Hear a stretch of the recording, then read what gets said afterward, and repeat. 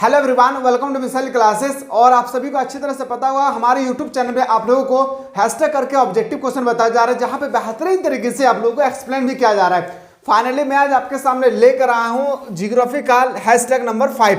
धीरे धीरे ना अब हमारे धड़कन की तेजी जो है काफी ज्यादा बढ़ रही है, क्योंकि आप सभी को पता है हमारा एग्जाम बहुत ही करीब आ चुका है। साथ ही साथ जियोग्राफी और हम लोग का हिस्ट्री दोनों का पेपर एकदम एक दिन भी गैप नहीं है और हम लोग को एग्जाम देना है। मतलब अब इस कदर तैयारी करिए कि आप लोग जियोग्राफी और हिस्ट्री दोनों का दोनों पेपर में जो गैपिंग नहीं है उसमें पछतावा ना हो, उससे पहले आप लोगों को तैयारी कर लेना है। अभी हैशटैग नंबर हम लोग 5 डिस्कस कर रहे हैं। इसके बाद अगर आप लोगों का परफॉर्मेंस अच्छा लगा, अभी क्वेश्चन नंबर 1 से लेकर क्वेश्चन नंबर जो मैं आपको 35 तक मैं बताने वाला हूं, अगर अच्छा लगा तो बताइएगा, मैं हैशटैग 6 भी लेके आने की कोशिश करूंगा। ठीक है, चलिए सर, एक एक क्वेश्चन को हम लोग बेहतरीन तरीके से देखते हैं और हम आशा करते हैं कि अगर इस तरह से अगर आप लोग ऑनेस्टी पूर्वक पढ़ाई कर रहे होंगे तो आप लोग इजीली से 90+ मार्क्स ला सकते हैं। उसके लिए आप लोगों को पहले टारगेट बनाना होगा 30 क्वेश्चन ऑब्जेक्टिव हमारे पेपर में, 30 में से मुझे 30 आना चाहिए। 12 मार्क्स का वेरी शॉर्ट क्वेश्चन होगी, वो भी 12 मार्क्स में 12 आना चाहिए। मतलब हमें टोटल 42 में से हमको 42 मार्क्स लाना है, तभी जाकर आप ना अच्छा एक परफॉर्मेंस बन सकते हैं, अच्छा रिजल्ट कर सकते हैं। टारगेट खुद से बना लीजिए, आपने जो भी सब्जेक्ट चुना है अच्छी बात है, लेकिन टारगेट बना लीजिए 42 में से 42 मार्क्स हमको लाना है किसी भी हाल में। और ये जो 12 मार्क्स है ना, 12 मार्क्स, इसको ना आप लोग कभी टेंशन नहीं लेना है, क्योंकि जिनका ऑब्जेक्टिव पूरा कंठस्थ होगी वो इस क्वेश्चन को चुटकी में सॉल्व करेंगे। याद रखिएगा, ये क्वेश्चन वही बंदा कर सकता है जिन्होंने ऑब्जेक्टिव क्वेश्चन बेहतरीन तरीके से पढ़ा है। खैर, पहला क्वेश्चन है, निम्नलिखित में से कौन सा एक मानव भूगोल से संबंधित नहीं है? आपको बताना है मानव भूगोल से संबंधित नहीं है। अन्वेषण एवं वर्णन ये तो संबंधित है, क्षेत्रीय विभिन्नता ये भी संबंध है, लेकिन अस्थायी संकट ये भी है, लेकिन मात्रात्मक क्रांति जो है ना वो मानव भूगोल से संबंधित नहीं है। मतलब बोल सकते हैं सर ऑप्शन नंबर हम लोग का 20 द करेक्ट आंसर हो जाएगा। एंथ्रोपोयोजियोग्राफी नामक पुस्तक के लेखक कौन है? तो रेटजेल है। कौन है सर? रेटजेल। हम आशा करते हैं मेरे शेर श्रेणियों कि आप लोग इस बार अच्छा परफॉर्मेंस करेंगे क्लास 11 की तुलना में। हमें यकीन है इस बात की, अगर आप लोग ऑनेस्टी पूर्वक मेहनत कर रहे होंगे। प्रतिकर्ष और अपकर्ष का कारक उत्तरदायी है। प्रतिकर्ष और अपकर्ष का कारक उत्तरदायी किसमें होती है? गंदी बस्तियां के लिए। किसके लिए? तो गंदी बस्तियां के लिए। मतलब बोल सकते हैं सर ऑप्शन नंबर हम लोग का D is the correct answer हो जाएगा। क्वेश्चन नंबर आते हैं सर 5 में, जनसंख्या वितरण को प्रभावित करने वाले कारकों में सबसे महत्वपूर्ण कारक कौन सा है? जनसंख्या वितरण को कौन प्रभावित कर सकता है बताइए। मतलब जनसंख्या वितरण प्रभावित मतलब आपको समझ में आ रहा है? मतलब मान लेते हैं कि यहाँ पे 5 व्यक्ति है हम लोग, और यहाँ पे मान लेते हैं कि 6 व्यक्ति है। एग्जाम्पल में बता रहा हूँ, यहाँ के 3 व्यक्ति उठकर यहाँ पे चले आए और यहाँ पे 2 ही व्यक्ति रह गया, तो यह हम लोग जनसंख्या वितरण को प्रभावित करने वाले जो एकमात्र कारक होती है ना, वह है स्थलकृत। क्या हो जाएगी? स्थलकृत। यानी ऑप्शन नंबर क्या हो जाएगा सर? ऑप्शन नंबर ए इसका बिल्कुल राइट आंसर होगा। और यह क्वेश्चन बहुत बार आपके पेपर में अभी तक छप चुका है। और ये जो सेट में बताया हूं ना, याद रखिए ये PYQ है, प्लस ब्लूप्रिंट है, प्लस मॉडल सेट जो आप लोगों का निकला है 2022 से लेकर 2023 से मॉडल पेपर है, प्लस उसके बाद हमारे टीम द्वारा जो भी सिलेक्टेड क्वेश्चन बताया गया है वो सेट यहाँ पे आप लोगों को प्रोवाइड किए जा रहे हैं। विश्व के किस महाद्वीप में 90% से अधिक आबादी नगरीय है? आपसे क्या पूछा गया है? नगरीय। ग्रामीण नहीं पूछा गया, नगरीय पूछा गया, तो बताएंगे सर अफ्रीका हो जाएगा। कहाँ पे? ऑप्शन को देखना है आपको। ऐसा तो सिंगापुर होगा, लेकिन आपको देखना है, याद रखेगा ऑप्शन को तो होगा। यहाँ पे सिंगापुर नहीं, अगर देश का नाम पूछे तो सिंगापुर हो जाएगा, लेकिन आपसे क्या पूछा? महादेश, कॉन्टिनेंट का पूछा गया है, तो अफ्रीका हम लोग का सही उत्तर हो जाएगा। याद रखिएगा ऑप्शन नंबर क्या हो जाएगा सर? हम लोग को 20 द करेक्ट आंसर हो जाएगा। क्वेश्चन नंबर नेक्स्ट पे आते हैं, विश्व में सबसे अधिक जनसंख्या वाला देश कौन सा है? आप सभी को पता है कि अगर देखा जाए प्रेजेंट टाइम में दुनिया का सबसे ज्यादा आबादी देश अगर कोई है तो वह है भारत। सेकंड स्थान में याद रखिए कौन है? तो बताएंगे सर चीन। तीसरा स्थान में कौन होगा? तो अमेरिका। ये सबको भी कम से कम ना आपको 4 क्वेश्चन याद रखना होगा। दुनिया का सबसे बड़ा देश क्षेत्रफल की दृष्टि से रूस। दुनिया का सबसे छोटा शहर याद रखिएगा वेटिकन सिटी। कौन? Vatican city. अगर आपसे पूछा जाएगा जनसंख्या की दृष्टि से विश्व का सबसे बड़ा देश, तो याद रखिएगा बोलेंगे सर भारत। हमारा देश भारत। याद रखिएगा अगर क्षेत्रफल की दृष्टि से भारत का स्थान पूछा जाए तो बताएंगे सर 7वां स्थान है। कौन सा? 7वां स्थान है। और हमारे शेर श्रेणियों एक बात याद रखिएगा, क्विक रिवीजन एग्जाम से 1 से 2 दिन पहले होगी। क्विक रिवीजन के लिए बिल्कुल आप लोग तैयार रहिए, पहले से होशियार रह जाइए। विश्व जनसंख्या दिवस कब मनाया जाता है? आप सभी को पता है, याद रखिएगा 11 जुलाई को हम लोग मनाते हैं सर। याद रखिए क्या? विश्व जनसंख्या दिवस। आप लोगों को ना ये क्वेश्चन पता होना बहुत जरूरी है। क्यों? क्योंकि ये क्वेश्चन आपके पेपर में एकदम कॉमन क्वेश्चन बनता है। ऐसा ही क्वेश्चन आपके पेपर में आएगी और आपको सारा क्वेश्चन का आंसर आपको सही सही क्लिक करना होगा। निम्न में से किस देश में न्यूनतम जन्म दर पाई जाती है? सबसे न्यूनतम जन्म दर अगर आपसे पूछा जाएगा इन देशों में, इन देशों में सबसे न्यूनतम जन्म दर अगर पाया जाता है तो वो होगी जापान। कहां पे सर? जापान। यानी ऑप्शन नंबर क्या हो जाएगा हम लोग का 20 द करेक्ट आंसर हो जाएगी। क्वेश्चन है सर, डॉक्टर महबूबुल हक निवासी थे। जो डॉक्टर महबूबुल हक है जिसने विश्व सूचकांक का थ्योरी दिया था, वो कहां के रहने वाले थे? वो पाकिस्तान के। कहां पे? पाकिस्तान। याद रखिएगा ऑप्शन नंबर क्या हो जाएगी सर? ऑप्शन नंबर 20 का बिल्कुल सही उत्तर हो जाएगी। क्वेश्चन है सर, यूरोप वासियों द्वारा अपने उपनिवेशों में किस प्रकार की कृषि का विकास किया गया था?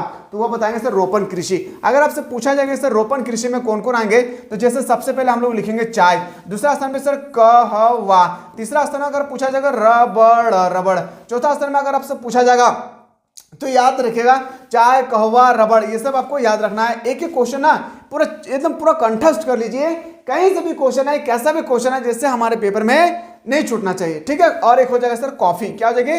कॉफी, ठीक है। याद रखिएगा चारों जो है ना ये रोपण फसल के अंतर्गत आती है। सारा क्वेश्चन को एकदम लिख लीजिए, नोट डाउन कर लीजिए ये सब क्वेश्चन को। और एक बात मैं बता दूं आप लोगों के लिए बहुत बड़ी खुशखबरी है, जो आप लोगों का एक नोटिस है। आप लोग तैयारी तो कर रहे हैं, लेकिन आपको कैसे पता चलेगा कि हम दूसरे स्टूडेंट्स की तुलना में हमारा तैयारी बेस्ट हो रहा है या नहीं?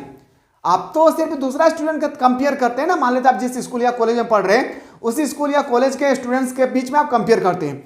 अगर आप चाहते हैं पूरे झारखंड, पूरे भारत का मुझे कंपेयर करना है कि किस स्टूडेंट की तुलना में मैं कितना कमजोर हूं, कितना फास्ट हूं, उसके लिए मिसाइल क्लासेस के एप्लीकेशन लेकर आइए एक टेस्ट सीरीज।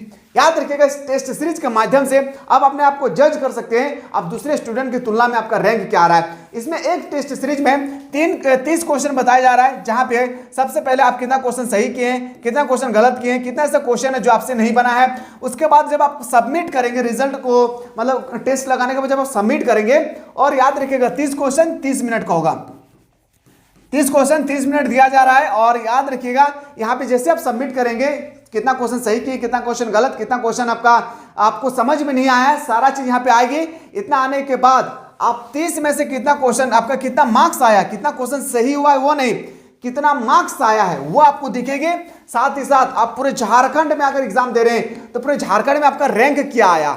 सबसे इंपॉर्टेंट है कि आप झारखंड में, मान लेते हैं अभी एग्जांपल में बता दूं कि 1000 बंदे अभी एग्जाम दे रहे हैं, तो 1000 बंदे में से आप कितना रैंक लाते हैं। आपका रैंक 400 आता है, 500 आता है, 1 आता है, 200 आता है, 300 आता है, या 600 आता है, या 657 आता है, ये आपके ऊपर डिपेंड करता है। आप जितना बेहतरीन तरीके से तैयारी किए हैं, आप रिजल्ट भी उसका बेहतरीन तरीके से होगी। तो टेस्ट सीरीज के लिए ना अभी आपको डाउनलोड करना होगा, क्या डाउनलोड करना होगा? मिसाइल क्लासेस के एप्लीकेशन को। याद रखिएगा कैसे डाउनलोड करना है, डिस्क्रिप्शन में ऑलरेडी लिंक दिया हुआ है, अच्छी तरह से प्ले स्टोर से डाउनलोड कर लीजिए। डाउनलोड करने के बाद ये लाया है मिसाइल क्लासेस एक अपॉर्चुनिटी आप लोगों के लिए, बहुत बड़ा अपॉर्चुनिटी है। जहां तक हमें लगता है कि ऑनलाइन प्लेटफॉर्म पे आप लोगों के लिए, जैकबोर्ड के लिए पहली बार ये स्टार्ट किया गया है, जहां पे बच्चे अच्छी तरह से टेस्ट सीरीज देकर वो तैयारी, खुद के अंदर में कितना तैयारी हुई है, कितना पानी में है, तैर रहे हैं या डूब रहे हैं, वो अच्छी तरह से अपने आप को जांच सकते हैं। इसमें आप लोगों को याद रखिएगा फी वगैरह जो बात रही है, बहुत सारे स्टूडेंट कह रहे हैं ना सर हम लोग फी नहीं पे कर सकते। बिल्कुल मत कीजिए, पे आप लोग बुक से पढ़ाई कीजिए, गाइड से पढ़ाई कीजिए, जो गेस्ट पेपर आया उससे पढ़ाई कीजिए, ठीक है। लेकिन अगर आप कोर्स को बाय करते हैं तो एक टेस्ट सीरीज का प्राइस 4 रुपया है। कितना? 4 रुपया। हम लोग खा के थूक देते हैं, एक दिन में 10 रुपए से कम कोई बंदा नहीं उड़ाता होगा। एक टेस्ट सीरीज का 4 रुपया है, आपको 25 टेस्ट सीरीज देना होगा। क्यों? क्योंकि आपका सब्जेक्ट कितना है? 5 सब्जेक्ट है। याद रखिएगा कितना सब्जेक्ट है सर? 5 सब्जेक्ट है आपका। तो 5 सब्जेक्ट का अगर 5-5 अगर सेट आपको टेस्ट सीरीज मिलेगी तो याद रखिएगा 4 रुपया करके कितना हो जा रहा? 100 रुपया। मतलब आपको 99 रुपया में मिसाइल क्लासेस का एक छोटा सा परिवार जो आप लोगों को बेहतरीन तरीके से प्रोवाइड कर रहे हैं, जहां पे आप अपनी तैयारी को बेहतरीन तरीके से जांच सकते हैं, ठीक है। तो ज्वाइन करने के लिए एकदम बिल्कुल आप लोग जल्दी से जाएं और इस कोर्स को ज्वाइन करें। सब्जेक्ट क्या क्या है थोड़ा सा देख लीजिए, क्या क्या सब्जेक्ट है। English core English elective, Hindi core Hindi elective, history, political, geography, economics, sociology, ये सब्जेक्ट का टेस्ट आप लोगों को ऑलरेडी 2-4 करके अवेलेबल कर दिया गया है। आप टेस्ट लगाइए और अपने आप को जांचिए कि आपकी तैयारी कितनी हो चुकी है। और यहाँ पे ना सारा एग्जाम, सबसे खासियत यहाँ पे एक बात किया ना कि आप जो होता है, ये जो क्वेश्चन आप लोगों को तैयार किया गया यहाँ पे, जो यहाँ पे क्वेश्चन मिलेगी, ये question to the point of final exam. Final exam में जैसे एग्जाम देंगे आप ऑफलाइन वहां पे जाकर एग्जाम देंगे, यहाँ पे आपको ऑनलाइन देना पड़ रहा है। एकदम 2 कॉपी ऐसा ही एग्जाम होगी, याद रखिएगा, ठीक है। बाकी आपके ऊपर डिपेंड करता है। बस मैं कह रहा हूं कि आप जितना भी बड़ा ट्यूशन कर रहे हैं, कोचिंग कर रहे हैं, कोई भी बुक पूरा चार्ट क्यों ना लिए, लेकिन एक बार टेस्ट लगाई, ताकि आपको अंदर में पता चलेगा ना कि हमारी तैयारी कितनी हो चुकी है। ठीक है, अगर आप मोबाइल पे, फोन पे, गूगल पे नोट बैंकिंग का यूज करते हैं, खुद से कर सकते हैं। अगर आप आप टेस्ट तो देना चाहते हैं पर आप ना नेट बैंकिंग का यूज नहीं करते, ना फोन पे ना गूगल पे, तो उसके लिए डिस्क्रिप्शन में एक नंबर दिया गया, इस नंबर पे आप जल्दी से व्हाट्सएप करें, हमारी टीम आपके साथ टॉकिंग करके बात करके आपको हेल्प करने की कोशिश करेगी। ठीक है, चलिए सर, भारत में हरित क्रांति की शुरू हुई थी। भारत में हरित क्रांति 1960 के दशक में शुरू हुई थी। कब? 1960। अगर आपसे पूछा जाएगा हरित क्रांति के बारे में 2-4 क्वेश्चन मैं बता देता हूं, हो सके आपके एग्जाम में यहां से क्वेश्चन आ जाए रोटेट करके। हरित क्रांति का अगर जनक कहा जाए, जनक डॉक्टर बोरलॉग, क्या जगह? डॉक्टर बोरलॉग, याद रखना है, बोरलॉग। अगर आपसे पूछा जाएगा कि भारत में हरित क्रांति का जनक किसे कहा जाता है, याद रखिएगा स्वामीनाथन। क्या? स्वामीनाथन, एस स्वामीनाथन। ठीक है, दुनिया में अगर हरित क्रांति के जनक तो डॉक्टर बोरलॉग, अगर भारत का हरित क्रांति के जनक कहा जाएगा तो डॉक्टर स्वामीनाथन। ये कब हुई थी सर? 1960 में। एंड ऑप्शन नंबर हम लोग का 20 द करेक्ट आंसर हो जाएगी। क्वेश्चन है कि रबी फसल पैदा होती है, रबी फसल, खरीफ फसल, जायद फसल, रोपण फसल का ट्रिक मैं बता चुका हूं। अगर आप लोग देखना चाहते हैं तो प्लेलिस्ट में जाइए, जियोग्राफी सेक्शन को ओपन कीजिए, मैं ट्रिक के माध्यम से बेहतरीन तरीके से मैं बताया हूं, कब रोपी जाती है, कब कटाई की जाती है, किस प्रकार का मौसम चाहिए, कितना आर्द्रता चाहिए, कितना डिग्री सेंटीग्रेड पानी होना चाहिए, मैं बहुत बेहतरीन तरीके से ट्रिक के माध्यम से बता चुका हूं। रबी फसल पैदा होती है, याद रखिएगा, शीत ऋतु में। क्या? शीत ऋतु में। ऑप्शन नंबर क्या हो जाएगी सर? हम लोग का ऑप्शन नंबर ए इसका राइट आंसर हो जाएगी। निम्नलिखित में से कौन एक रेशेदार फसल नहीं है? तो रेशेदार फसल नहीं है तो उसमें आपको बताना कि रेशेदार फसल के अंदर कॉफी नहीं आती, याद रखिए, क्या हो जाएगी? कॉफी। है ना, ऑप्शन नंबर क्या हो जाएगी? कॉफी जो है ना एक प्रकार का क्या है, तो कॉफी जो है रोपन, याद रखिएगा, एक कॉफी जो होती है रोपन फसल के अंतर्गत आती है। बोल सकते हैं सर ऑप्शन नंबर 20 का बिल्कुल सही उत्तर हो जाएगी। निम्नलिखित में से कौन सा देश कोयला का सबसे बड़ा उत्पादक देश है? यानी दुनिया में कौन सा ऐसा देश है जो सबसे ज्यादा कोयला का उत्पादन करते हैं? मैं वेट करता हूं आप लोगों का कमेंट सेक्शन का, आप लोग कमेंट जरूर करेंगे। क्वेश्चन नंबर लिखना है 15 और आंसर जो भी है ABCD, जो भी आपका उत्तर होगी आप लोग जरूर यहां मेंशन करें, ताकि हमें पता चले कितना ऐसे स्टूडेंट जो जियोग्राफी लेकर स्टडी कर रहे हैं और उनको पता है कि दुनिया में सबसे ज्यादा कोयला का उत्पादन कहां होता है। अगर आपसे पूछा जाएगा ना कि भारत में सबसे ज्यादा कोयला का उत्पादन कहां होता है, वो हमारा प्यारा सा राज्य झारखंड में होता है। याद रखिए, क्या होता है? हमारा प्यारा सा राज्य झारखंड में होता है। लेकिन झारखंड में 24 डिस्ट्रिक्ट है, 24 डिस्ट्रिक्ट में कौन सा डिस्ट्रिक्ट में सबसे ज्यादा होता है? तो बताएंगे सर धनबाद में। कहां पे? धनबाद में। कोई ऐसे स्टूडेंट होगा जो धनबाद में है और वो झरिया, धनबाद में कौन सा जगह? झरिया जगह में, याद रखिएगा। ऑप्शन नंबर आपको बताना मेंशन करके। क्वेश्चन नंबर नेक्स्ट है सर, रबड़ किस प्रकार की कृषि का उपज है? रबड़ क्या है? रोपण फसल, मैंने अभी जस्ट बताया। रबड़ क्या है? रोपण फसल के अंतर्गत आती है। फूलों की कृषि कहलाती है, फूलों की कृषि को हम लोग फ्लोरिकल्चर कहते हैं। क्या कहते हैं? फ्लोरिकल्चर। ऑप्शन नंबर डी इसका बिल्कुल सही उत्तर हो जाएगी। रूर कोयला क्षेत्र किस देश में स्थित है? बहुत इंपॉर्टेंट क्वेश्चन, ये question top of the most important question का अंदर आती है कि रूर कोयला क्षेत्र किस देश में स्थित है? तो याद रखिए जर्मनी, जहां पे जम गई मनी, मतलब बोल सकते हैं ऑप्शन नंबर 20 का राइट आंसर हो जाएगा। क्वेश्चन नंबर सर, गहन निर्वाह कृषि प्रचलित है। जो गहन निर्वाह कृषि है वो सबसे ज्यादा चाइना में पाया जाता है। कहां पे? चाइना में। यानी ऑप्शन नंबर क्या बोल सकते हैं सर? ऑप्शन नंबर हम लोग का 20 का बिल्कुल सही उत्तर हो जाएगी। क्वेश्चन है सर 20, निम्न में से कौन बगावती कृषि नहीं है? आपको बताना है कि यहाँ पे कौन जो है ना बगावती कृषि नहीं है। बगावती कृषि का मतलब हम बोल सकते हैं जो रोपण फसल के अंतर्गत नहीं आते। रोपण एक तरह का मैं बोल सकता हूँ रोपण फसल, रबड़, चाय, गन्ना तो नहीं है, लेकिन मक्का इसका बिल्कुल सही उत्तर हो जाएगी। ऑप्शन नंबर डी इसका राइट आंसर हो जाएगा। एक एक क्वेश्चन को ध्यान से समझिएगा। विश्व का सबसे बड़ा तृतीय क्रियाकलाप कौन सी है? देखिए, प्रथम क्रियाकलाप अगर आपसे पूछा जाएगा तो आप सभी को पता है मछली पालन, कृषि, पशुचारण। द्वितीय अगर आपसे पूछा जाएगा विनिर्माण, क्या हो जाएगी? विनिर्माण, मैं कई बार बता चुका हूं विनिर्माण। ठीक है, अगर आपसे पूछा जाएगा तीसरी में क्या हो जाएगी? याद रखिए गायन। क्या हो जाएगा मेरे शेर शेरनियों? दुनिया का सबसे बड़ा अगर तीसरी अगर क्रियाकलाप पूछा जाए तृतीय, तो बताएंगे सर गायन हो जाएगी। क्या हो जाएगी? गायन। ऑप्शन नंबर क्या हो जाएगा sir? Option sorry option number आपका पर्यटन क्या हो जाएगा? Option number B. और ऑप्शन नंबर क्या हो जाएगा हम लोग का? 20 द करेक्ट आंसर हो जाएगा। ठीक है, क्वेश्चन नंबर नेक्स्ट पे आते हैं सर। अगला क्वेश्चन है, लोहरदंगा किसके लिए प्रसिद्ध है? आपने भी बहुत सारे ऐसे स्टूडेंट होगा जो लोहरदंगा से बिलोंग करता होगा। देखते कितना ऐसा स्टूडेंट्स है आप लोग में से कि जो लोहरदंगा से रिलेटेड है। एक बार जरूर कमेंट कीजिएगा, लोहरदंगा के बारे में बताइए, वहाँ की जलवायु कैसी है, वहाँ के मौसम कैसा है, वहाँ किस प्रकार से प्राणी क्या निवास स्थल होती है, वहाँ पे कौन सी भाषाएं बोली जाती है, एक बार जरूर बताइएगा। ठीक है, चलिए सर, तो याद रखिए लोहरदगा में बॉक्साइट पाया जाता है, सबसे ज्यादा बॉक्साइट। एल्युमिनियम का ही एक अयस्क है जिसे हम लोग बॉक्साइट कहते हैं। Option number B is the correct answer. निम्नलिखित महाद्वीपों में किसमें विश्व व्यापार का सर्वाधिक प्रभाव होता है? विश्व व्यापार, वर्ल्ड ट्रेड ऑर्गेनाइजेशन, विश्व व्यापार संगठन, विश्व व्यापार का सबसे ज्यादा अगर कोई प्रभाव होती है ना, वो है यूरोप में। कहां पे? यूरोप में होती है सर। ऑप्शन नंबर क्या हो जाएगा? Option number B is the correct answer हो जाएगा। क्वेश्चन नंबर नेक्स्ट पे आते हैं सर, पनामा नहर जोड़ती है, याद रखिएगा पनामा नहर जोड़ती है सर कोलोन से। कहां से? कोलोन से। ना ऑप्शन नंबर क्या हो जाएगा? पनामा नहर जोड़ता है पनामा नगर को कहां से? तो कोलोन से। ये क्वेश्चन कई बार अभी तक पूछा जा चुका है आपके पेपर में, ऐसा ही क्वेश्चन आएगा। टेंशन लेने का नहीं मेरे शेर, याद रखिएगा टेंशन देने का है। किस समुद्री मार्ग पर जिब्राल्टर स्थित है? तो बताएंगे सर केप मार्ग में। कहां पे? केप मार्ग में। ऑप्शन नंबर क्या हो जाएगा हम लोग का? 20 का बिल्कुल राइट आंसर हो जाएगी। क्वेश्चन नंबर 30, विश्व व्यापार संगठन का मुख्यालय कहाँ है? विश्व व्यापार संगठन का संगठन होगा संगठन, याद रखिएगा संगठन का मुख्यालय कहाँ पे है?